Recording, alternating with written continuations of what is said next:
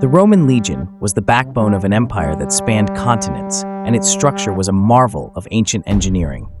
Each legion consisted of around 5,000 men, divided into smaller units called centuries, each led by a centurion.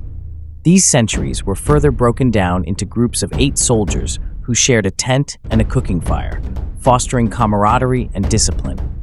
The legion's success hinged on rigorous training. Recruits drilled daily in swordplay, formation marching, and siege tactics.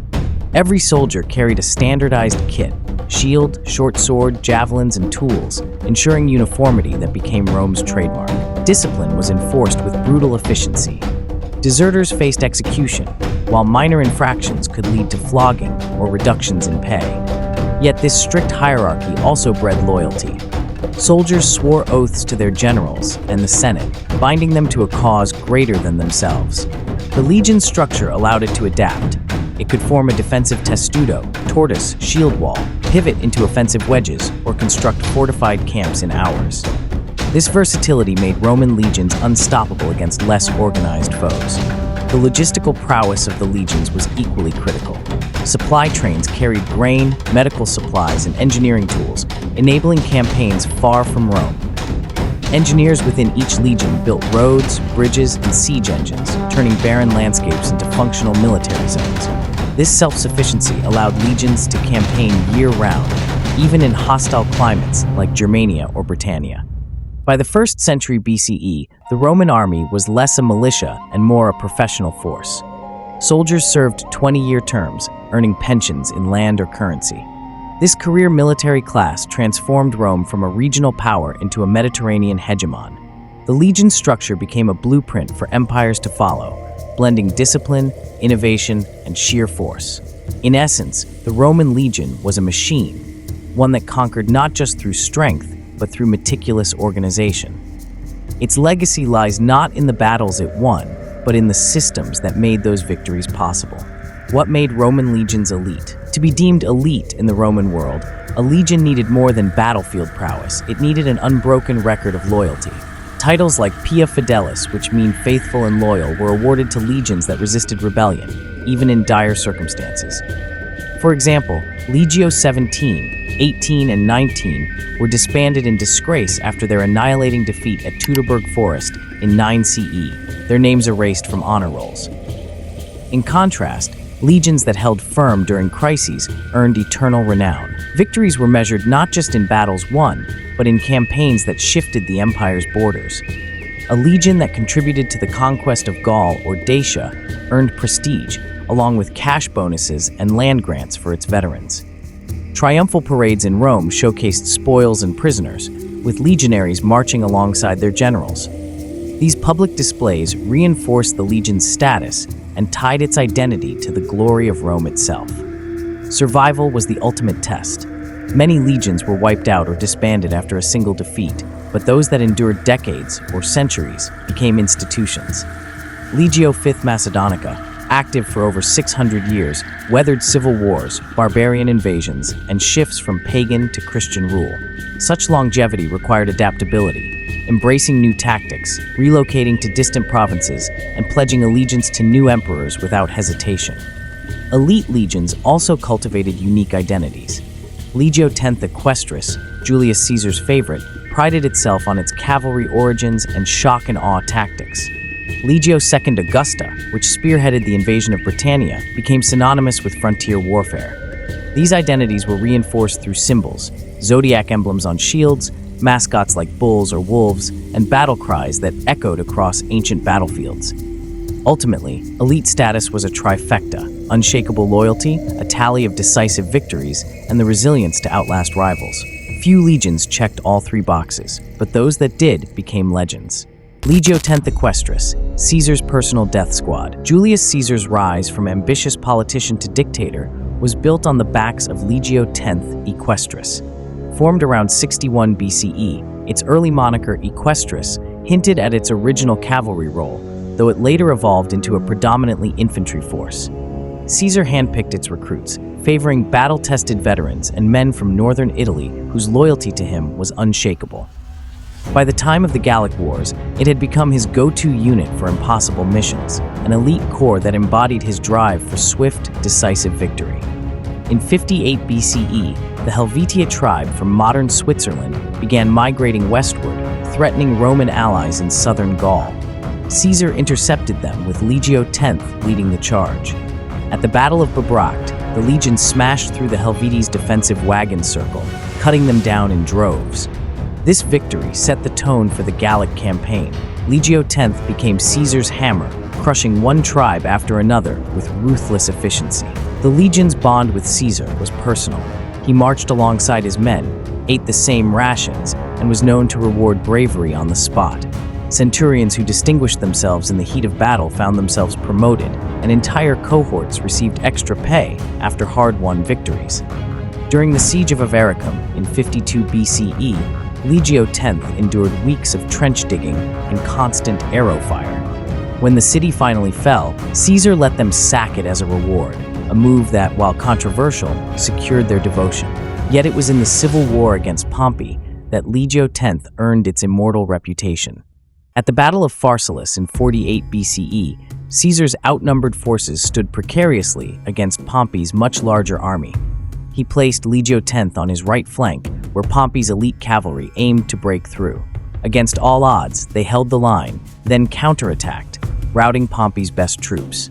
Afterward, Caesar addressed them as comrades, a rare honor highlighting their indispensable role in his triumph. Legio X Equestris wasn't just a fighting force. It was an extension of Caesar's ambition. Their victories in Gaul and Greece made him the most powerful man in Rome, but that same fierce loyalty also planted the seeds of his downfall. When he briefly disbanded the legion in 45 BCE, veterans rioted for overdue land grants, a sign of growing unrest. That broader tension would explode in Caesar's assassination a year later, showing how intertwined the legion's fate was with the fortunes and perils of its commander. 52. The Siege of Alesia. The Siege of Alesia in 52 BCE was Caesar's crowning achievement, and Legio X was the cornerstone of that success. Gallic chieftain Vercingetorix had united numerous tribes in a last-ditch bid to expel the Roman invaders. When he withdrew to the fortified town of Alesia, perched on a steep hill in central Gaul, Caesar opted to starve him out, a tactic that required fortitude and engineering genius. Legio X's engineers designed a formidable double-wall system. The inner ring encircled Alesia to prevent escapes or resupplies, while the outer ring fended off Gallic reinforcements. Stretching 10 miles, the entrenchments were lined with palisades, ditches, and concealed spikes. Night and day, Legio X soldiers stood guard, fending off raids by Vercingetorix's cavalry and repelling harassing forces from the relief army gathering beyond. When the Gallic relief force, allegedly over 200,000 strong, attacked, they targeted a vulnerable segment of the outer fortifications. Caesar personally rode to the threatened sector, donning his famed red cloak to rally the troops. Legio X led a swift countercharge, with centurions like Marcus Petronius sacrificing themselves to hold breaches long enough for Roman cavalry to strike the Gauls from the flank. The tactic worked. Vercingetorix's allies were routed, and the siege tightened around Alesia. Starvation took its toll on the Gallic defenders.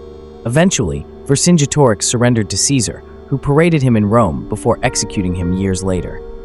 For Legio X, Alesia was the apex of their campaign in Gaul, a testament to Roman discipline, engineering, and the legion's ability to pivot from brutal assaults to equally punishing defensive operations.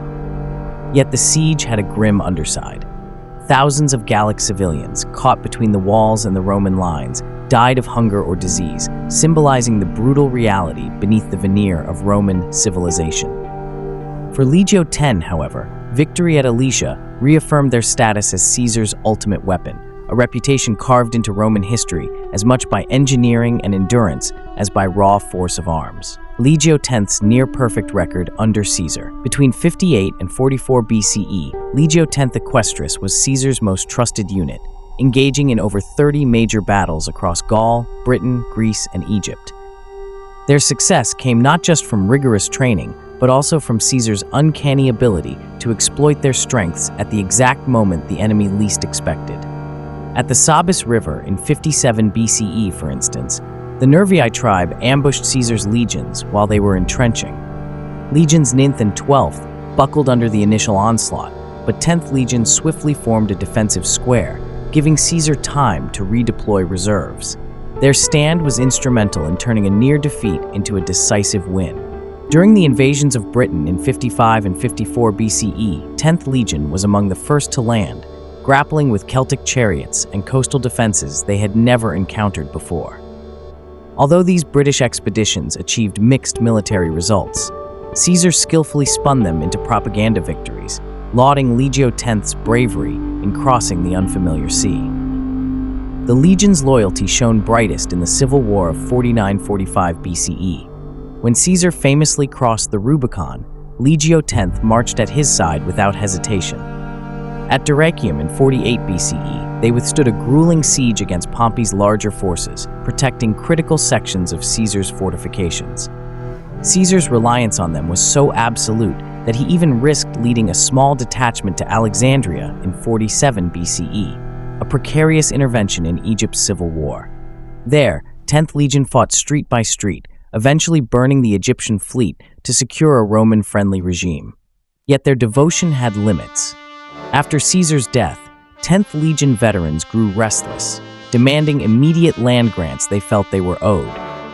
This near mutiny foreshadowed the end of an era in which the personal charisma of a single leader could bind an entire legion unconditionally.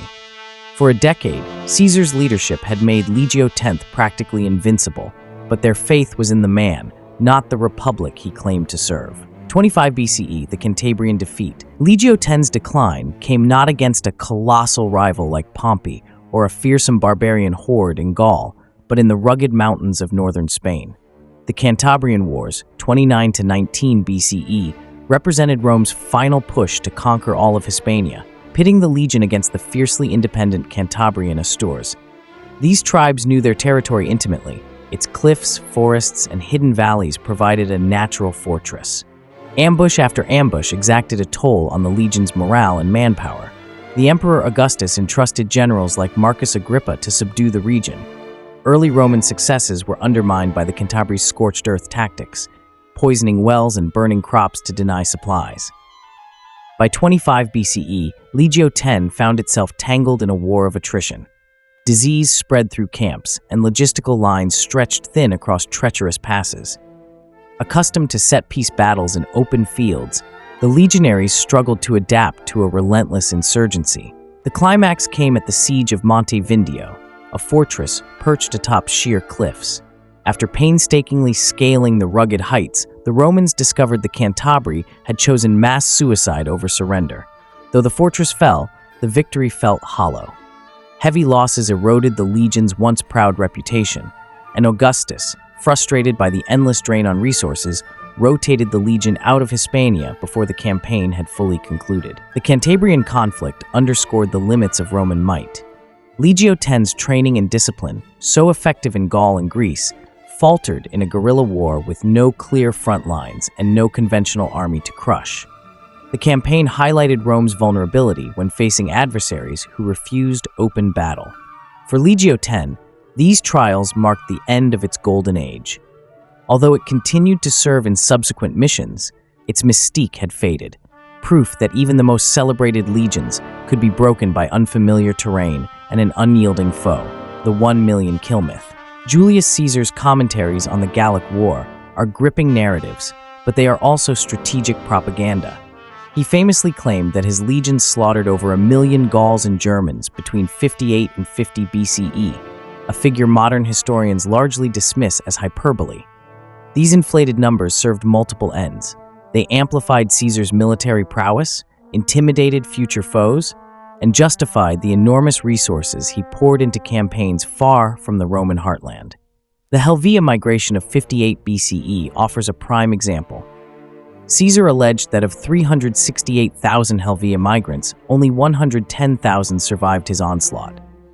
Archaeological data, however, suggests the tribe was considerably smaller, likely fewer than 50,000 people in total.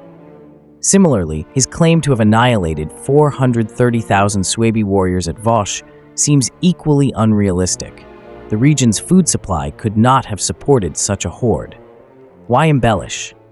Caesar needed the Senate and the Roman populace to believe Gaul was a grave threat, thereby excusing his protracted campaigns.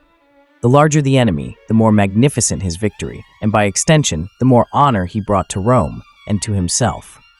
Legio X Equestris played a starring role in these tall tales, portrayed as the invincible spearhead of a Roman juggernaut. In truth, Caesar relied heavily on alliances with various Gallic tribes, diplomatic manipulations, and careful logistics to tip the scales in his favor. Modern estimates suggest that 600,000 to 1 million people, soldiers and civilians, died or were enslaved during Caesar's 8-year campaign, still a staggering figure. The million-kill myth lingers because it reinforces the image of Rome's unstoppable military might. Yet it also obscures the tenacity of the Gallic resistance. Tribes like the Nervii and the Arverni regrouped multiple times, forcing Caesar to engage in bloody sieges and brutal mopping-up operations. In the end, Caesar's statistics reveal less about actual body counts and more about how he shaped his public image. By painting Gaul as a never-ending sea of enemies, he elevated both his own legacy and that of Legio X, ensuring that their deeds would echo in Roman lore long after the battles ended. 1st century BCE to 1st century CE, from Equestris to Gemina. After Caesar's murder in 44 BCE, Legio X Equestris found itself in a precarious position. It initially supported Mark Antony in the ensuing power struggle against Octavian, the future Emperor Augustus. Alongside Antony, the legion fought at Philippi in 42 BCE, where the assassins of Caesar met their end. But as Antony's fortunes waned in his conflict with Octavian, Legio X had to reinvent itself to survive. Octavian merged the legion with another unit, creating Legio X Gemina, the twin. This transformation marked a departure from the singular identity it held under Caesar.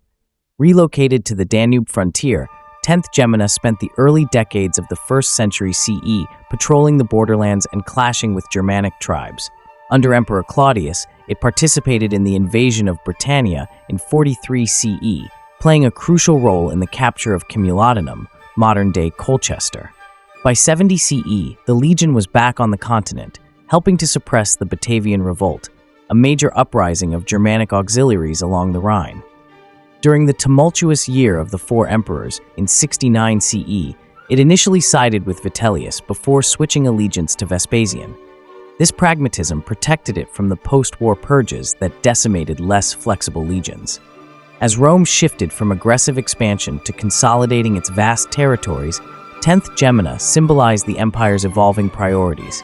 Stationed in Pannonia, modern-day Hungary, it helped construct roads, supervise mining operations, and integrate local recruits into its ranks. The legion's character changed from an almost exclusively Italian corps to a multi-ethnic force reflecting Rome's sprawling diversity. This new 10th Legion was no longer the personal blade of a conquering general, but a stabilizing instrument of imperial governance. Its forts became nuclei of urban development, laying the foundations for cities like Vindobona, modern-day Vienna. Though less glamorous than Caesar's campaigns, this quieter chapter was vital for Rome's longevity. Maintaining prosperity and loyalty in the provinces often required legions that could build as well as they could fight. Legio V Macedonia, the 600-year legion. Legio V Macedonica was born in the chaos of the Roman Republic's final days. Formed around 43 BCE by Octavian, the future Emperor Augustus, its original mission was to stabilize the Balkans. Few could have predicted this legion would outlive the Republic, the Empire, and even the Western Roman Empire itself. For 6 centuries, it adapted to political upheavals, shifting borders, and evolving enemies. Its longevity was no accident. Stationed in Moesia, modern Bulgaria and Serbia, Legio V guarded the Danube frontier, a region rich in silver and iron. These resources funded its operations, while its strategic location kept it relevant to emperors from Trajan to Justinian. By the time it disbanded in the 7th century CE, it had served under pagan emperors, Christian rulers, and Byzantine bureaucrats, a testament to its unmatched flexibility. Yet mere geography does not explain the legion's remarkable lifespan. Early on, Legio V's commanders understood the importance of cultivating local support. As it established permanent bases along the Danube, the legion also constructed roads, bridges, and fortified towns. This infrastructure not only served military needs, but also facilitated trade, fostering goodwill among provincial elites. In return, these communities supplied fresh recruits, provisions, and political cover, buffers against the empire's frequent palace intrigues. Generations of soldiers from Thrace, Dacia, and beyond grew up seeing Legio V not as an occupying force, but as a stable fixture of regional life. Equally vital was the legion's seamless transition between regimes. When the empire formally divided in 395 CE, Legio V slipped into Byzantine service with minimal disruption. It fought under Eastern Roman emperors like Theodosius II and Justinian I, shifting from pagan rites to Christian liturgies without the factional strife that plagued other units. Archaeological finds in the Balkans even suggest the existence of legion chapels, blending Roman martial traditions with Christian worship. By the 7th century, however, relentless Slavic and Avar incursions weakened the Danube frontier. The once proud Legio V, its ranks depleted and scattered, quietly faded into history. Trajan's Dacian gold rush. In 101 CE, Emperor Trajan launched his conquest of Dacia in modern Romania, a kingdom rich in gold and salt. Legio V was at the forefront. The Dacians, led by King Decebalus, were formidable foes. Their hill forts bristled with siege engines, and their warriors used falch swords that could split Roman shields. Trajan's strategy relied on Legio V's discipline. At the Battle of Tapai in 102 CE, the legion formed a testudo formation, locking shields overhead to block Dacian arrows. When the enemy charged, they broke against this mobile fortress. Legio V then counterattacked, driving the Dacians into the forests. The war's climax came at Sarmizegetusa, Dacia's capital, in 106 CE. Legio V built a circumvallation wall around the city, cutting off supplies. After months of starvation, Decebalus fled. Roman cavalry pursued him, and rather than be captured, he slit his throat. Trajan's column in Rome immortalizes this moment, a legionary, likely from Legio V, presenting the emperor with Decebalus's severed head. The victory flooded Rome with Dacian gold, enough to fund public games for a century. Legio V, however, paid a steep price. Half its men died in the campaign, but survivors grew wealthy. Veterans received Dacian land, where they mined gold that further enriched the legion. Beyond the immediate spoils, the Dacian Wars cemented Legio V's legacy as the empire's workhorse. In recognition of its valor, Trajan awarded the legion an ornate golden eagle standard, an honor typically reserved for the Praetorians. Troops from the Balkans flocked to join its ranks, drawn by tales of wealth and glory. Garrisoned in newly established forts like Patesa and Apulum, Legio V helped transform Dacia into a prosperous Roman province, complete with roads, amphitheaters, and temples. But the lure of gold cut both ways. The legion's newfound prosperity made it a prime target for barbarian incursions, setting the stage for future conflicts along the Danube. Crushing the Jewish revolt. When Judea rebelled in 66 CE, Legio V was redeployed from the Danube to Jerusalem. The Jewish zealots, defending their holy city, fought with desperate ingenuity. They ambushed Roman patrols, flooded tunnels, and even launched firebrands from catapults. Legio V responded with calculated brutality. At the siege of Jotapata, they used battering rams to breach walls, then slaughtered every male over 17. By 70 CE, they reached Jerusalem. Legio V built siege towers higher than the city's walls, while archers rained fire arrows into Jewish homes. The final horror came at Masada in 73 CE. After Jerusalem fell, 900 zealots retreated to this desert fortress. Legio V constructed a massive ramp to reach the summit. When they breached the walls, they found only corpses. The zealots had committed mass suicide. Josephus, a Jewish historian turned Roman collaborator, claims Legio V saved 2 women and 5 children to testify to Rome's mercy. In reality, the siege was a message. Resistance meant annihilation. Legio V's victory cemented its reputation as Rome's hammer, but it also stained its legacy with atrocity. Despite the horrors, Judea served as a proving ground for Legio V's engineering prowess. Soldiers refined siege tactics and perfected the use of testudo formations under continuous enemy harassment. This expertise in urban warfare would later be invaluable in the fortress cities of the Danube, Dacia, and Mesopotamia. Some veterans even stayed behind in the east, establishing small communities near the coast.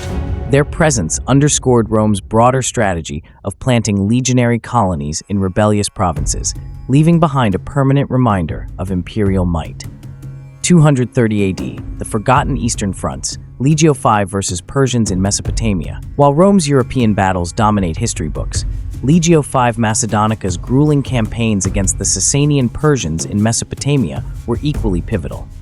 The Sasanians, successors to the Parthians, were Rome's most sophisticated foes, fielding armored cataphracts and siege engines rivaling Rome's.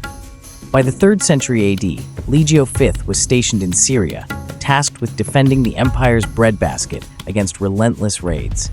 The Battle of Rassena in 243 AD epitomized Legio V's resilience. Emperor Gordian III's invasion of Persia hinged on securing the Euphrates crossings.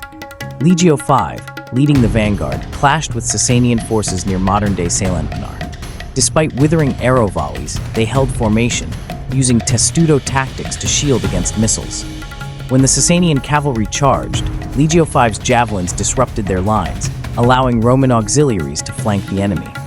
The victory temporarily restored Roman momentum, but Gordian's assassination by his own troops soon after undid their gains. Legio V's true test came during the siege of Dura Europos in 256 AD. The Sasanians, using tunnel warfare and Greek fire, breached the city's walls. Legio V fought street by street, retreating to the citadel only when hope was lost. Archaeologists later found a haunting scene: Sasanian sappers suffocated by Roman counter-tunnels, their bodies preserved in collapsed passageways. The fall of Dura Europos was a tactical defeat, but a strategic stalemate. The Sasanians, exhausted, withdrew. By the final decades of the 3rd century, Legio V found itself perpetually short-handed. Losses from desert skirmishes and protracted sieges were not easily replaced, and imperial coffers strained under the cost of transporting fresh recruits from the Balkans. In response, commanders increasingly recruited Syrians, Arabs, and even defected Persians, forging a culturally diverse unit. This hybrid force blended Roman discipline with Eastern cavalry tactics and archery, allowing Legio V to fight on equal footing with the Sasanian horse archers. Mesopotamia's deserts hide Legio V's legacy: rusted spearheads, crumbling fort graffiti, and the bones of soldiers who died far from home. Their forgotten battles bought Rome time, delaying the Sasanian onslaught until Byzantium could rise. Legio V's Eastern service proves that history's footnotes often hold its grittiest tales, and that the empire's true workhorse needed more than raw strength. It needed endurance, innovation, and a willingness to adapt to the harshest of frontiers. Decorated to death, Legio V Macedonica earned more titles than any other Roman legion. Augustus first honored it as Macedonica after crushing rebellions in Macedonia. Later, Emperor Domitian awarded it Pia Fidelis, faithful and loyal, for staying loyal during Saturninus's revolt in 89 CE. Each title came with perks: extra pay, land grants, and the right to display victory laurels on its standards. But these honors also bound the legion to the emperor's whims. When Trajan needed a reliable force for his Dacian wars, he turned to Legio V precisely because of its Pia Constans, or steadfastly loyal reputation.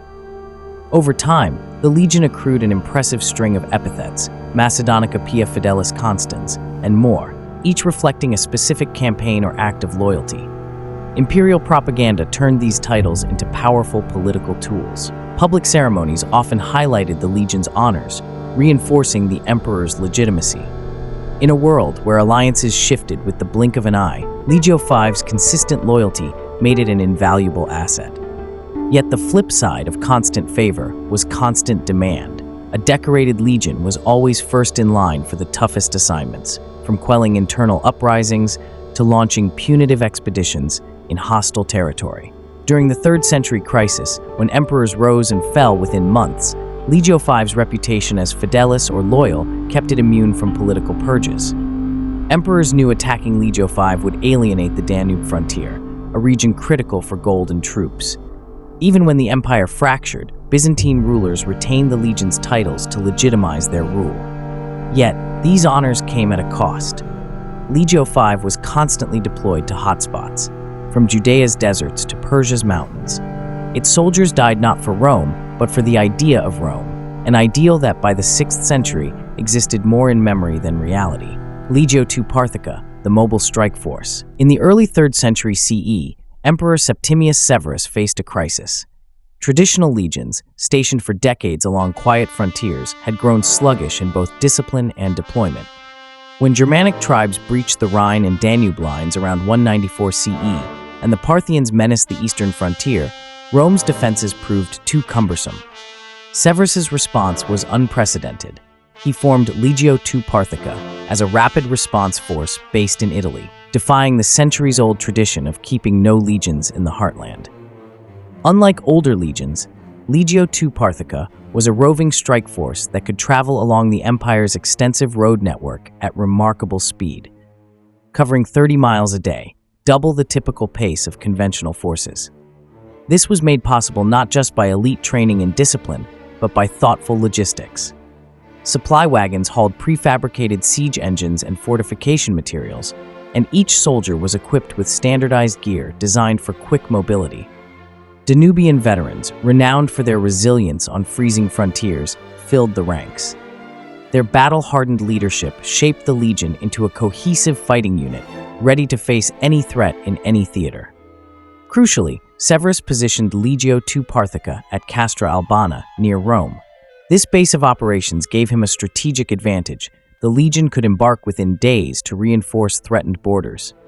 In 197 CE, it spearheaded a lightning campaign into Parthian territory, culminating in the sack of Ctesiphon.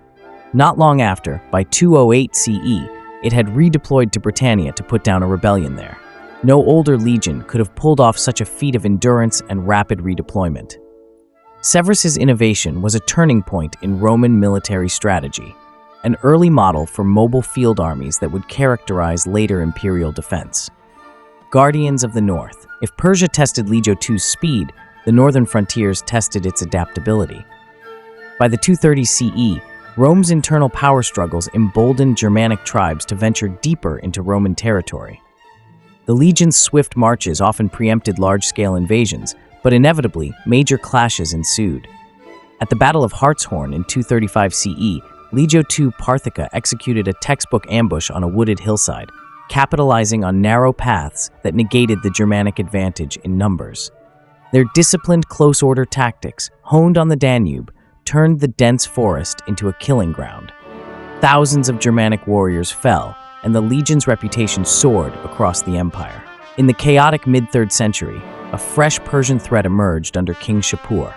After Emperor Valerian's capture in 260 by Shapur's forces, Rome teetered on the brink of collapse. Legio II Parthica joined Odaenathus of Palmyra's campaign to reclaim eastern provinces in 263 CE.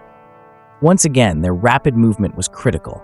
Reinforced by Palmyrene cavalry, Legio II thrust deep into Persian-held lands, reclaiming vital cities and restoring a semblance of Roman prestige. Their unmatched flexibility on the battlefield, infantry that could form a solid shield wall one day and break into swift marching columns the next, proved indispensable. However, the legion's successes could not entirely halt the empire's slow fragmentation. By the late 3rd century, constant warfare, shifting loyalties, and economic turmoil forced emperors to split legions into smaller, more mobile detachments. Legio II Parthica, once the shining example of rapid deployment, found itself divided among regional commands. The legacy and decline of the mobile strike force. By the dawn of the 4th century CE, the legion that had been forged to save the empire was itself a casualty of imperial overstretch. The administrative reforms of Diocletian and Constantine saw the rise of two main types of military units, the frontier limitani and the mobile comitatenses. Legio II Parthica's original purpose, quickly moving to any crisis point, had, in many ways, laid the blueprint for these new field armies. Yet, the constant demand to defend multiple frontiers simultaneously meant the legion's core identity dissolved as its cohorts were reassigned to distant commands. Political intrigues also took their toll. Stationing a powerful legion in Italy had given Severus an edge, but subsequent emperors feared military coups. Over time, Legio II Parthica was reshuffled, partially disbanded, or absorbed into imperial guard units and other comitatenses. By the middle of the 4th century, references to Legio II Parthica become scarce, a testament to the unstable period known as the Crisis of the 3rd century. Nevertheless, the innovative concept behind Legio II Parthica endured. Its formation heralded a new era in Roman warfare, an age when the empire could no longer rely solely on static frontier legions. Although Legio II eventually succumbed to the same chaos it was created to quell, its legacy lived on in the flexible and mobile field armies that would define Roman military doctrine for generations to come. In summary, Legio II Parthica symbolized both the innovative spirit of the Severan Age and the challenges that would define Rome's later years. A product of crisis, it rose to legendary status through decisive victories, but was ultimately undone by the relentless pressures that reshaped the empire. The Praetorian Guard, elite until they weren't. The Praetorian Guard began as Augustus's personal protectors in 27 BC, an elite corps of hand-picked soldiers. Stationed in Rome, they enjoyed double pay and shorter service terms than regular legions. Initially, their role was defensive, deterring assassins and quelling riots, but proximity to power soon corrupted them. By the 1st century AD, the Guard had morphed into kingmakers, exploiting their position to influence imperial succession. The Guard's first major betrayal came in 41 AD with the assassination of Caligula. After years of enduring his erratic behavior, Praetorian tribune Cassius Chaerea led the coup, stabbing the emperor in a palace corridor. In the chaos, the Guard looted the imperial treasury and debated restoring the Republic. Instead, they settled on Claudius, Caligula's uncle, extracting hefty bribes for their support. This set a dangerous precedent. Emperors now ruled by the Praetorians' consent. Over time, the Guard's loyalty became a commodity. In 69 AD, the year of the four emperors, they auctioned the throne to the highest bidder, Otho, after murdering Galba. When Otho fell to Vitellius, the Guard switched sides again, only to be disbanded by Vespasian. Reforms under later emperors curtailed their power, but the damage was done. The Praetorians' reputation shifted from protectors to parasites, more interested in profit than duty. The Guard's final act of treachery came in 193 AD with the murder of Pertinax. Outraged by his attempts to impose discipline, Praetorians stormed the palace and killed him, then sold the empire to Didius Julianus for a massive sum. Public outrage forced Septimius Severus to dissolve the Guard, replacing them with loyal Danubian legions. The Praetorians' dissolution marked the end of an era, one where elite status bred hubris rather than honor. Did any Roman legion go flawless? No. While the concept of an undefeated Roman legion is tantalizing, it is ultimately a myth. While certain legions achieved legendary reputations for their battlefield prowess, none escaped the ravages of time, politics, or human error. Take Legio IX Hispana, celebrated for its victories in Britain and Germania. By the reign of Emperor Hadrian in the 2nd century AD, the legion vanished from historical records, likely annihilated during the Bar Kokhba revolt or in the misty highlands of Caledonia. Its disappearance underscores a harsh truth. Even Rome's finest were not immune to catastrophic defeat. Another contender, Legio XII Fulminata, earned fame for its role in crushing the Jewish revolt in the 1st century AD. Yet this same legion suffered humiliation at the Battle of Beth Horon in 66 AD, where Jewish rebels ambushed and slaughtered nearly 6,000 Roman soldiers. The legion's eagle standard was lost, a profound disgrace. Though it later redeemed itself under Emperor Vespasian, the stain of Beth Horon lingered. This duality of triumph and failure was a recurring theme, proving that no legion could claim perfection. Legio III Cyrenaica, stationed in Egypt and Arabia, boasted centuries of service without major defeats, until it faced the ascendant Sasanian Empire in the 3rd century AD. At the Battle of Edessa in 260 AD, the Sasanians captured Emperor Valerian and decimated his forces, including elements of Legio III. The defeat was so catastrophic that it destabilized Rome's eastern frontier. Even legions with long stretches of success eventually met their match, whether through shifting military tactics or sheer bad luck. The reality of Roman warfare made sustained invincibility impossible. Legions were not static entities. They evolved through recruitment cycles, leadership changes, and varying levels of training. A legion that dominated under Julius Caesar might falter under a less competent general decades later. Additionally, Rome's enemies adapted. The Parthians perfected horse archery, the Germanic tribes employed guerrilla tactics, and the Dacians fortified their mountain strongholds. Each innovation forced legions to confront new challenges, eroding any illusion of invulnerability. In the end, the idea of a flawless legion says more about Roman propaganda than historical reality. Emperors and generals exaggerated victories to bolster their legitimacy, while defeats were minimized or erased from official records. Archaeology often reveals a different story. Battlefields littered with Roman dead, hastily built mass graves, and broken swords. The legions were extraordinary, but they were human. To claim any were undefeated is to ignore the messy, brutal truth of empire. Conclusion: Rome's legions were more than military units. They were reflections of the empire's ambitions, flaws, and relentless will to endure. Topping this hall of fame is Legio X Equestris, Julius Caesar's razor-edged instrument of conquest. Their audacity at Alesia and Pharsalus didn't just win battles, they rewrote the rules of Roman warfare. Yet their brilliance was inseparable from Caesar himself. Like a sword without a wielder, Legio X lost its edge after his death, fading into the shadows of history.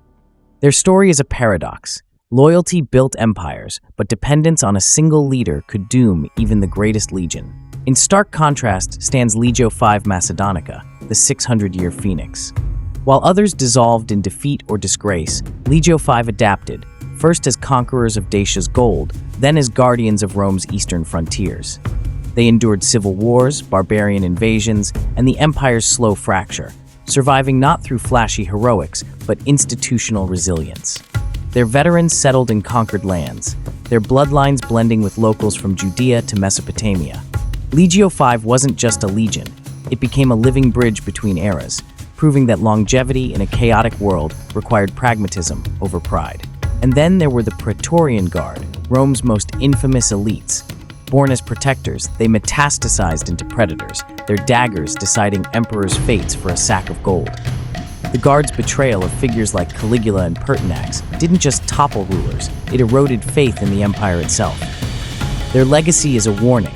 Power without accountability corrupts absolutely. While Legio X and V served Rome, the Praetorians served themselves, their greed accelerating the empire's decay. These legions embody Rome's dual nature, noble and brutal, visionary and self-destructive. Legio X reminds us that even legends fade. Legio V teaches that survival demands reinvention. The Praetorians, they're a dark mirror, reflecting the rot that festers when loyalty becomes a transaction. Together, they form the DNA of Roman history, a helix of glory and ruin, forever intertwined. Which legion would you want to fight for? Charge into the comments and rally your pick. Don't forget to like, subscribe, and smash that bell for more ancient history deep dives.